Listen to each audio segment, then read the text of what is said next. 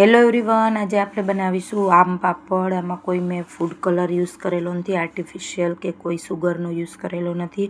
અને ઝડપથી કોઈ બાફવાની ઝંઝટ વગર આપણા આમ પાપડ એકદમ સરસ બજાર જેવા જ રેડી કરીશું. તેના માટે આપણે અહીંયા મેં 2 કાચી તોતા કેરી આવે છે તે લીધેલી છે. તે વજનમાં 600 ગ્રામ છે અને તેની આપણે અહીંયા પહેલાં છાલ કાઢી લેવાની છે. અને અહીંયા આપણે કોઈ બાફવાની નથી, તો પણ એકદમ સરસ બજાર જેવો જ ફટાફટ બનીને આ આમ પાપડ રેડી થશે. આ રીતે મેં છાલ કાઢી લીધી છે 2 કેરીની અને તેની બધી છાલ કાઢીને આપણે જે આગળનો ભાગ હોય છે કેરીનો તે આપણે નીકાળી દેવાનો છે અને તેના આપણે રફલી પીસ કરી લેવાના છે. પહેલાં આપણે કાચી કેરીના જે આગળનો ભાગ કાઢી અને આપણે એના રફલી પીસ કરી લઈશું.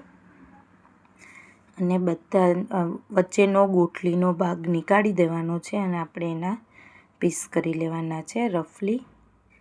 તમે આમાં જોઈ શકો છો એ રીતે આપણે બધી 2 કેરીના સરસ પીસ કરી લઈશું.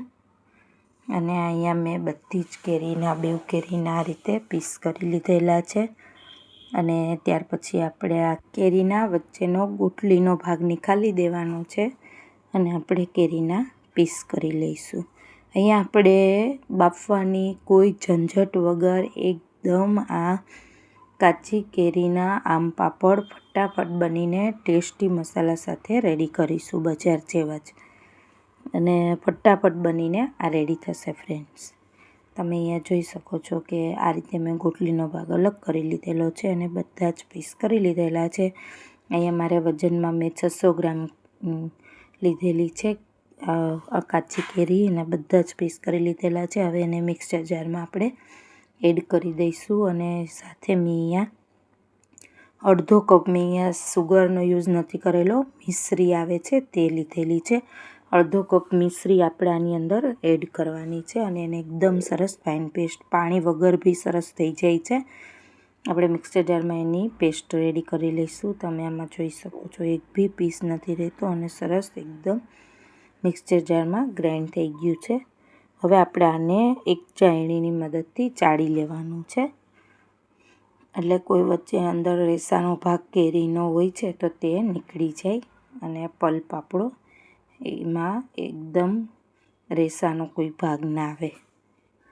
અને આ રીતે મેં ચાળણીની મદદથી બધો જ પલ્પ કેરીનો મેં આ રીતે કેરી અને સાકરનો આ રીતે ચાળણીની મદદથી ચાળી લીધું છે, ગાળી લેવાનું છે. એટલે આમાં પલ્પ મારે આમાં જો કે આ કેરીમાં નહોતો, પણ આપણે એકવાર ચાળી લેવાનું છે, આ રીતે ગાળી લેવાનું છે.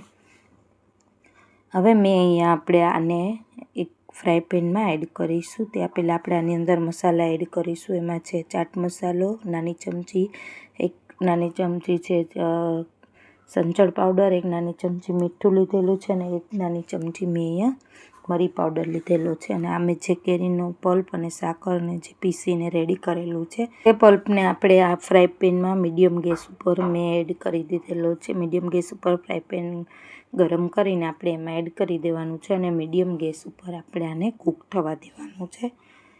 અને આ થોડું આપણો કલર ચેન્જ થઈ જશે અને થોડું થીક થવા લાગશે ત્યાં સુધી આપણે કૂક કરવાનું છે. આમાં થોડો ટાઈમ લાગે છે. આપણે આમ પાપડ બનતા તો તમે આની અંદર 1 ચમચી કોર્નફ્લોરને પાણીમાં તમારે મિક્સ કરીને આની અંદર એડ કરીશો તો તમારું ફટાફટ આપણું આ થોડું થીક વધારે થઈ જશે અને સરસ આપણું આમ પાપડ બનીને રેડી થઈ જશે. આ ટાઈમે તમારે કોર્નફ્લોર એડ કરીને પણ તમે બનાવી શકો છો, નહીંતર આ ટાઈમ થોડો વધારે કૂક કરશો તો આપણે સરસ આપણું તો પણ બની જાય છે આમ પાપડ. અને જે મેં મસાલા લીધેલા છે મીઠું, મરી, ચાટ મસાલો અને સંચળ પાવડર તે આપણે આની અંદર એડ કરીને થોડી વાર કૂક થવા દઈશું. હવે તમે જોઈ શકો છો આપણું સરસ કલર ચેન્જ થઈ ગયો છે, થીક થઈ ગયું છે. મેં માસે 1 ચૂટકી ભરેલી હળદર એડ કરેલી છે. આપણે ફૂડ કલર આપણા હેલ્થ માટે સારા નથી, આર્ટિફિશિયલ, એટલા માટે મેં અહીંયા નેચરલ થોડો લેમન યલો કલર જેવો કલર આવે એના માટે મેં અહીંયા 1 ચૂટકી જ આપણે હળદર મેં એડ કરેલી છે. આમાં કોઈ હળદરનો એવો ટેસ્ટ આવતો નથી અને આ નેચરલ તમે જોઈ શકો છો કેટલો સરસ કલર આવી ગયો છે. હવે અમારું બનીને રેડી થઈ ગયું છે. આટલું થીક થાય એટલે હવે આપણે એને એક ડીશમાં કાઢી લઈશું. એને આપણે ડીશને પહેલાં ગ્રીસ કરવાની છે. અમે અહીંયા ઘી લગાવેલું છે અને ઉપર આપણે આ રીતે આપણે સ્પ્રેડ કરી દેવાનું છે જે આપણે આ રેડી કરેલું છે એ આમ પાપડ માટેનું બેટર. અને હવે આપણે આને થોડી વાર માટે 3 થી 4 ઘંટા માટે એને થોડું આપણે રેસ્ટ આપવાનું છે. તે સુકાઈ જશે એટલે એકદમ સરસ આવા પતલા પતલા આપણા આમ પાપડ બનીને રેડી થઈ જશે. તમે જોઈ શકો છો કેટલા સરસ બનીને આપણા રેડી થઈ ગયા છે. ફ્રેન્ડ્સ ટેસ્ટમાં પણ એટલા સરસ છે અને કોઈ બાફવાની ઝંઝટ વગર આપણા બજાર જેવા જ ફટાફટ આમ પાપડ બનીને રેડી થશે. ફ્રેન્ડ્સ આ રેસીપી તમને સારી લાગે તો મારી ચેનલને જરૂરથી લાઇક, સબસ્ક્રાઈબ અને શેર કરજો. આ રીતે આપણે આમ પાપડના મેં અહીંયા કાઢીને આ રીતે એના લાંબી સ્ટ્રીપ્સ કરીને એને મેં અહીંયા રોલ કરી લીધેલા છે. તમે આમાં જોઈ શકો છો તે રીતે આ રીતે મેં અહીંયા રોલ બનાવી લીધેલા છે આમ પાપડના. અને અહીંયા આપણા આમ પાપડ બનીને એકદમ પતલા પતલા ફ્રેન્ડ્સ રેડી થઈ ગયા છે. આ રેસીપી સારી લાગે તો મારી ચેનલને જરૂરથી લાઇક, સબસ્ક્રાઈબ અને શેર કરજો. Thanks for watching my video. તમે અહીંયા જોઈ શકો છો કે એકદમ સોફ્ટ પતલા અને આપણા નેચરલ કલર સાથે આપણા આમ પાપડ બનીને અહીંયા રેડી થઈ ગયા છે ફ્રેન્ડ્સ.